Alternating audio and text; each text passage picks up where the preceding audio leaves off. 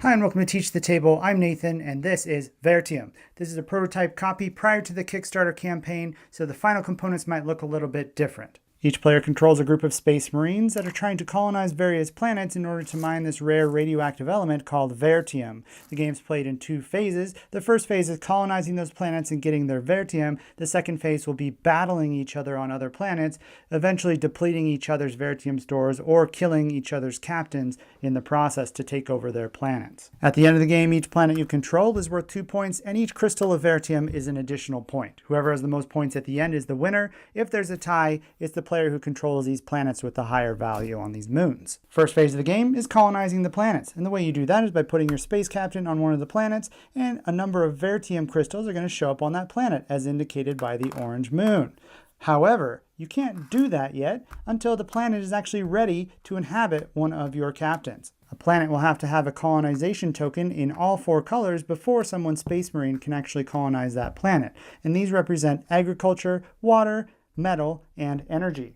The way you can play a colonization token on a planet is by discarding 3 cards of that associated color from your hand and placing the token. So let's get into how a turn works so you can see how to do that. On your turn, the first thing you can do is draw one of these 2 face-up cards and put that into your hand. Now, if you have 3 of any type of card, you have to play them. So like I do in this case, and you can play the colonization token on any of the planets that don't already have it. That is your choice. Next, you would simply draw up so that you have 4 cards in your hand at the end of your turn. In this case, I already have 4. If you don't have a set of 3 of the same cards, then you can optionally play one of your disasters if you have one. There's 5 different types of disasters, and I'll explain what those do in a second. But you can either play a set of 3 cards or play a disaster if you like. However, if you have a set of 3 cards, you must play one. So then it's the next player's turn in a clockwise fashion. So first they're going to draw a new card, so there's 2 to choose from, and they're going to choose one of those, and then they can play a set or play a disaster. Play is going to continue in a similar fashion around the table as planets slowly fill up with these colonization tokens.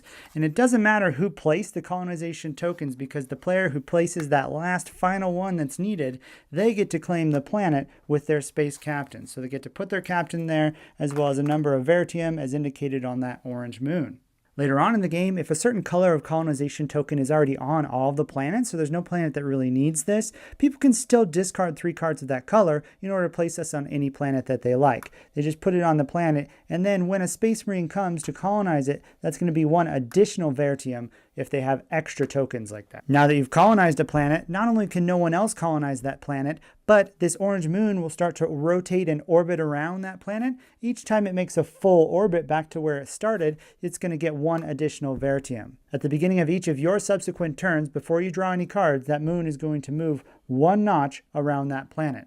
One caveat to that rule is that the planets that are valued 2 and 3, because they don't give you a whole lot of Vertium when you colonize them, the moons actually move a little bit faster around the planet. Twice as fast to be exact. So it's going to go 2 notches each time that it orbits after you colonize that planet. Like I mentioned, there are 5 different types of disasters that can occur, and you can play those if you don't have a set of 3 cards on your turn. They all have various effects on the game, such as removing a blue colonization token from a planet, or forcing a player to discard all of their red energy cards that they have in their hand, or the Mind Blast makes the next 2 players in turn order skip their turns entirely. The Virus lets you remove all green colonization tokens from all uncolonized planets, and the Raider will let you take a card from another person's hand blindly, or if you and another player already have colonized planets, you can steal a Vertium from a player who has more than you do, taking it off their planet and putting it on one of yours. Once the final planet has been colonized, that's going to end this phase of the game. 3 of the planets have these blue moons on them, and those are flipped over at the end of the colonization phase to indicate that a planet may get an additional Vertium, or it may lose half of its Vertium that's already there, or it could have this refuge moon, which is just a place for a captain to hide during combat if they've lost all their Vertium right before their captain is finally killed. They could hide there. Before the conflict phase of the game starts, first you're going to total up how many points each player has. Remember, it's 2 points for each planet that you have colonized, as well as 1 additional point for each Vertium that's on that planet. So you total that up and get a turn order of 1st, 2nd, and 3rd place, and that's going to give you the turn order for the first phase of combat. There are 3 rounds of combat, which means that each player is going to get to attack 3 other planets, 1 per turn. Starting with the player with the most victory points, they get to choose one of their captains from their planets and bring along some of their Vertium as well. The Vertium will act sort of like a shield, so if they take any damage on that planet, the Vertium will get destroyed before their captain gets destroyed. They get to choose any enemy planet that they want to fight and bring their Vertium with them. They always have to leave behind at least 1 Vertium because it will get converted into a new captain just to show that they still have control of this planet. The attacker and defender will roll all 3 of their skirmish dice, and these are going to look different in the final copy of the game. They'll actually have the icons on there instead of the pips, but they'll have a pink photon blast, which is a hit.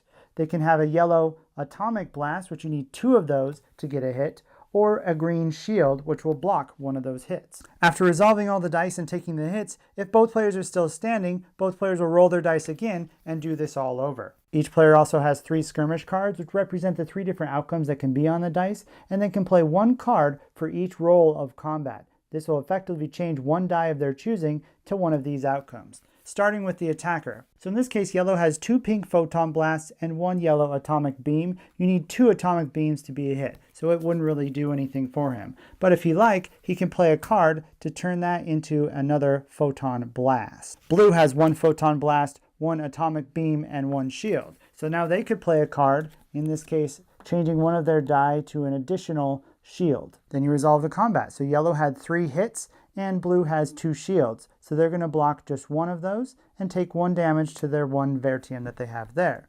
Blue, defending, has 1 hit, which is going to go unblocked to the yellow. Both teams still have a captain standing, so they're going to roll their dice again and do this all over. However, the cards that they played are now going to be out of their hand. They don't have those to choose from, so each player will just have the 2 remaining cards to choose from in this round of combat. Once only 1 faction remains on the planet, they're going to get a reward of 1 Vertium for either taking over a new planet or for defending their planet from an attack, and then it would be the next player's turn to do 1 combat in the previously determined order based on the victory points at the end of phase 1. At the end of 1 round of combat, meaning everyone has attacked just 1 other planet, you're going to add up the total amount of victory points again and get a new turn order for the 2nd round of combat. It's going to happen the same way, and there's going to be 3 total rounds. So at the end of the 3rd round, you'll do a final tally of victory points, and that'll be the final score at the end of the game. Again, if there is a tie, the player with the highest valued planet is going to be the winner. There's also a variant of American style battling in the rules, and that works similarly. However, the player who just went on the attack and won an attack, they could choose that they could keep attacking other planets or they could pass. Or a player who just successfully defended their planet, it would be their turn to go attack after that. And then it will continue on until 1 person has won all the planets, or no one else can go on the attack because they just have their 1 captain there. You all can decide ahead of time what type of combat you want to use before you play the game. The game will also come with 2 expansions in the box, but I'm only covering the base rules here. And that's how you play Vertium. Thanks for watching Teach the Table. I'll see you next time, and as always, don't forget to have fun.